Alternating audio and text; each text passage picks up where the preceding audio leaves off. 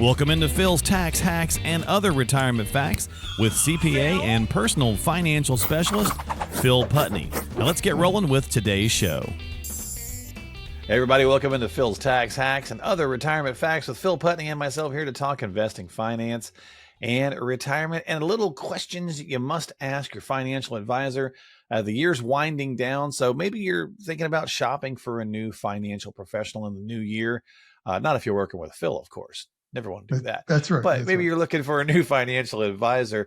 So we got some questions. Life circumstances totally changed, right? So well, that's true, right? Things change. So some questions that you may want to consider asking them, and hopefully that'll help arm you a little bit before you go out there and start shopping around. So that's on the docket this week on the show. What's going on, my friend? How you doing? Doing good. Doing good. Yeah.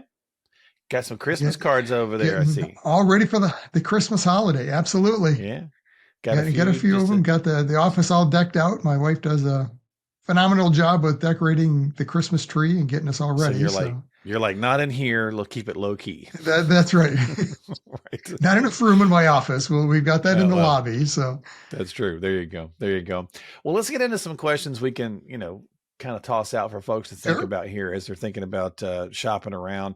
And let's just start with a heavy hitter, Phil, because I think it's funny. Like I talk to advisors all across the country, right? And I hear such an interesting split on this. Like potential clients on this first one, they're either very reserved to ask it, like they feel a little uncomfortable asking it. How do you get paid? Just blunt, or they're just blunt, right? Yeah. And they're like, "Yo, how do you get paid?" Right? But it's a fair question. It's an absolutely fair question. So, and you need to know. So. Yeah, and there's multiple kinds, right? Right. So, and that's where if you're trying to find an advisor, this may be an important piece because how you're paying them or how they get paid may determine the kind of service you're getting, maybe. Right.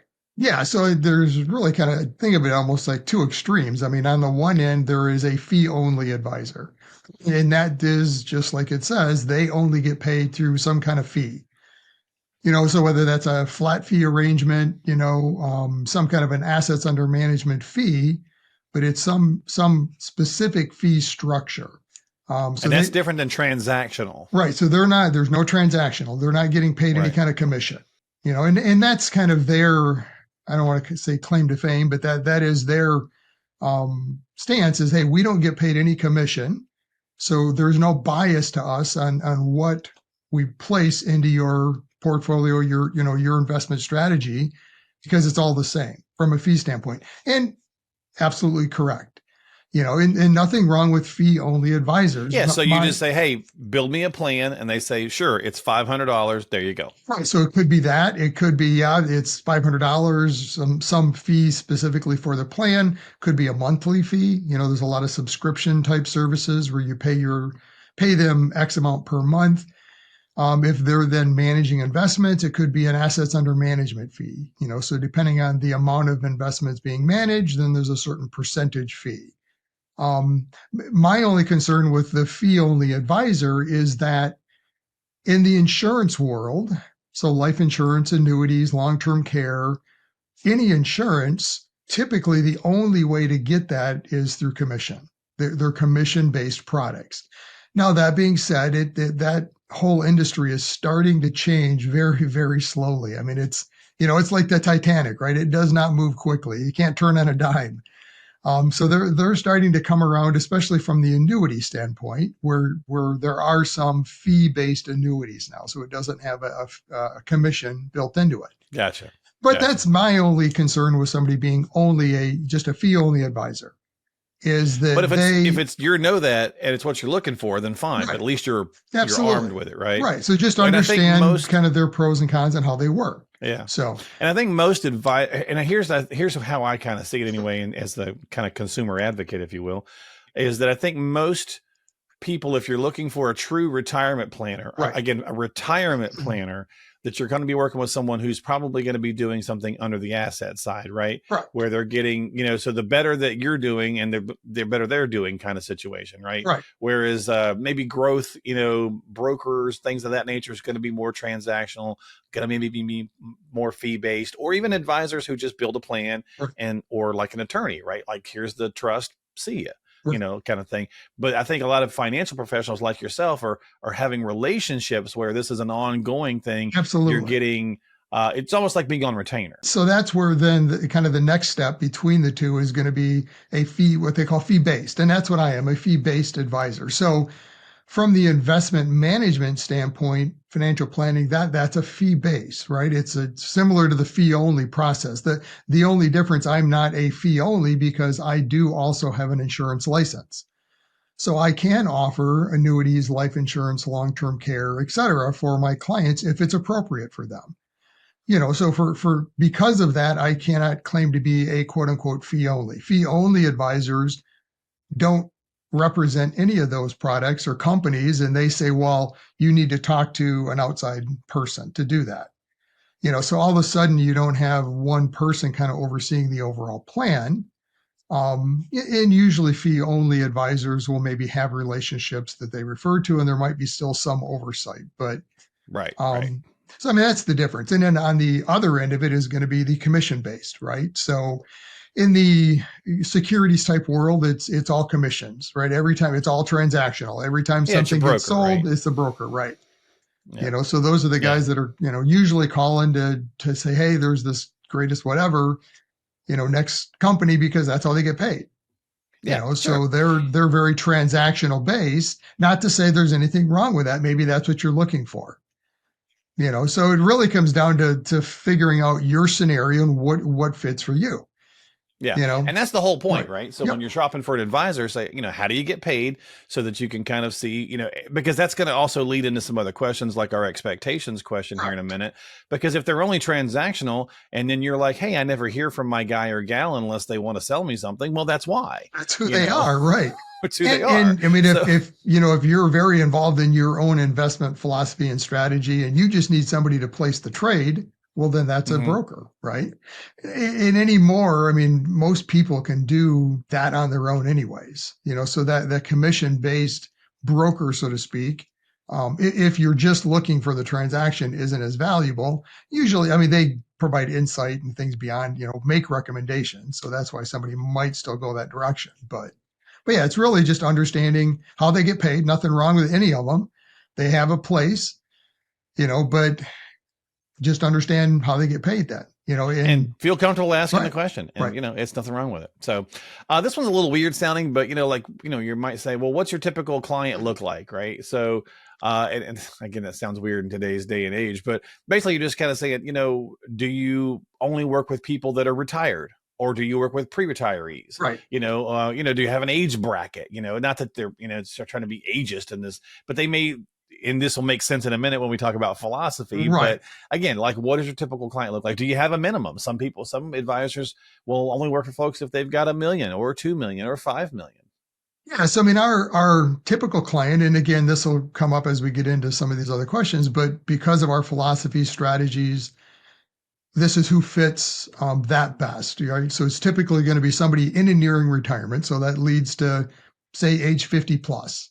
So most people aren't even considering retirement until at least that. The reality is it's generally beyond that. The other is going to be typically they're going to have 1 million or more in investable assets because a big component of our planning process is taxes. Not to say that somebody under that doesn't have a tax problem, they could. And we do work with clients that are under 1 million, but I've just from an average standpoint, who we see often kind of that common thread, so to speak, is somebody 50 plus nearing retirement. They've accumulated probably 1 million or more in investable assets. A lot of that usually is in an IRA, 401k, so there's tax deferred. And they're just looking at, how do I put all these pieces together? And so they're not just here looking for advice, they're looking for advice to begin with, but then somebody to help them walk down that path, so kind of that Which long-term type right. relationship. And that's our goal too.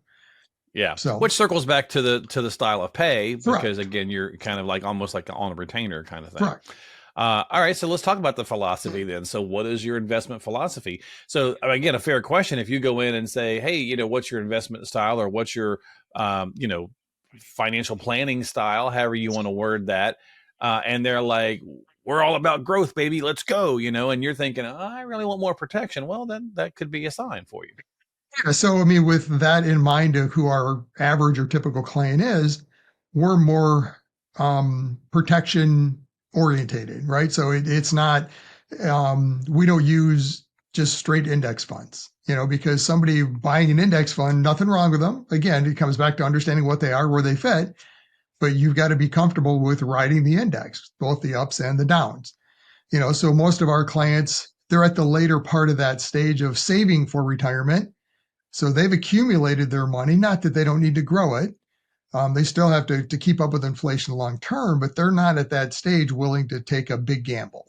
The bucket strategy we've talked about many times, that now, soon, and later bucket strategy, where we're specifically positioning risk. So somebody nearing retirement, they still need that long-term growth. Well, that can be in the later bucket, again, depending on their comfort level.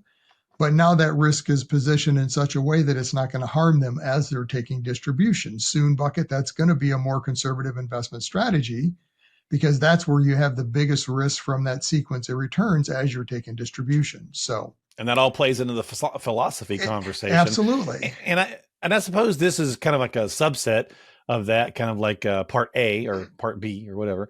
And that's just, specialty or a strength. Do you have one? And so, I mean, just for our show, an example, we're always talking about the fact that, it's Phil's tax hacks, right? So you're a CPA as well as a personal financial specialist. So I would say you lean heavily towards the taxation side, absolutely. right? So that could be considered a specialty. Yep. Or we have a client that we talk to sometimes, they only work with a specific group of people. Sure. Like they only work with first responders, right? That's a specialty. Absolutely. Yeah. So again, kind of back to that, my typical client, they've accumulated $1 million or more, a lot of times in a tax deferred account. Well, with my specialty being a CPA, I've got a very tax focus on everything we do, the financial planning, that whole process. They have a need, a concern, an issue that a lot of them don't even realize yet. And that's going to be the tax burden that they're potentially facing as they enter retirement. So that's where my specialty, the tax view on things, plays in to their advantage. And we're able to provide them a service that most advisors can't. So there's a lot of advisors that might say, here's what we're thinking about doing, but also talk to your CPA, right? So they don't look at any of those kinds of sides of things. They just kind of do what they do in that kind of, in that nutshell, if you will. Right. And so you have to have a team, whereas maybe you want to talk with someone who kind of can do it all. Right. Well, and I don't want to downplay the team aspect, because there's benefits to that, but understand your traditional, typical CPA and their philosophy around taxes. I always say, and I'm a CPA, right? This is the world I grew up in, so to speak. So I know how they think and how it works.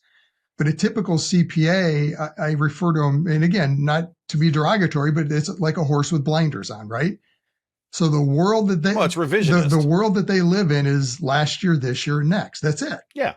So they might go on a little bit beyond that, but that is really the world they live in. They just got finished up with last year, with the extensions. Now they're working on this year, wrapping up, planning for the end of the year, looking into next year a little bit as they're doing that, but that's it. So that's where they live. And in the retirement world, if that's your focus, you're going to get the wrong answer from a tax standpoint, because you have to look way beyond that. And that's where most traditional CPAs just don't believe that way. And this is me. When I first entered the financial advising world, about that, yeah. I had the same view. I'm like, what are you talking about? 10 years down the road, you can't control that. This is what we can control today. And you're right. But you're wrong in that you can't control what it looks like in 10 years, because structurally where money's at, certain things are going to happen. You can't control taxes and what the law is going to be and everything. No, but based on what the law is today, we know if that stays the same, this is what that looks like down the road. So, and you have to plan for it. So So again, it's nothing wrong with having an outside CPA. But typically, unless they have that long-term focus, which most don't, that's just not how they're trained, they're not going to give you the right advice. And again, that's why we're ask these questions, right? Find out exactly what kind of person that you need to be working with, or kind of firm. And we'll get to that in a second too. So let's talk a little bit more on the expectation side.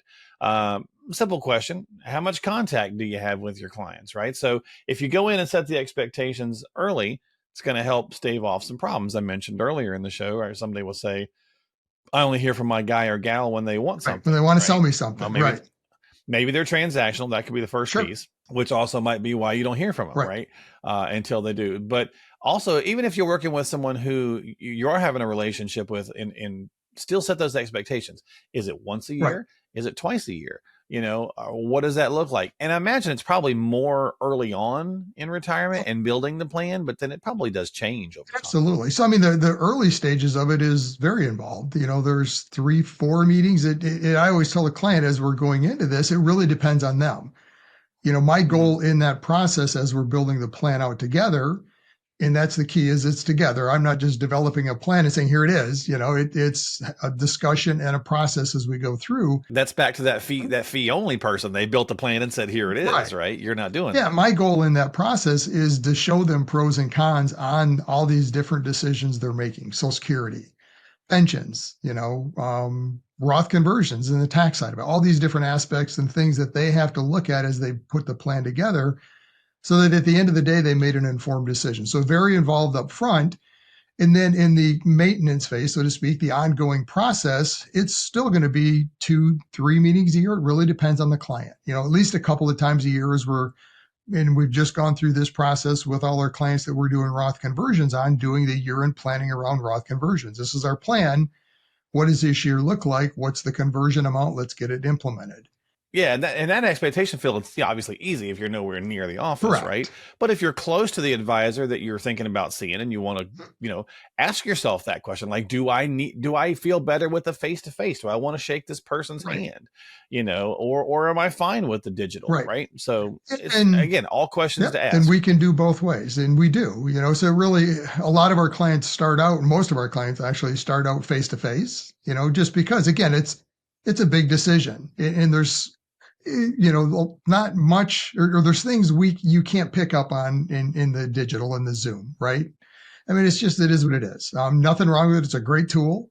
But it's a lot of times clients are more comfortable in the initial stages until they have the comfort level. Once there's a relationship and they know who you are, we have several clients that like the aspect of a digital meeting like this, because if they've got to drive a half hour, 45 minutes, that's both ways. Well, hey, there's an hour that I can just save sitting in my living room, sipping a cup of coffee as we have this discussion. And that's fine. If that works, that's great. Let's do it.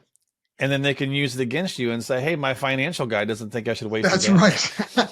It wasn't in the budget this month. Oops, I said the B word. That's right.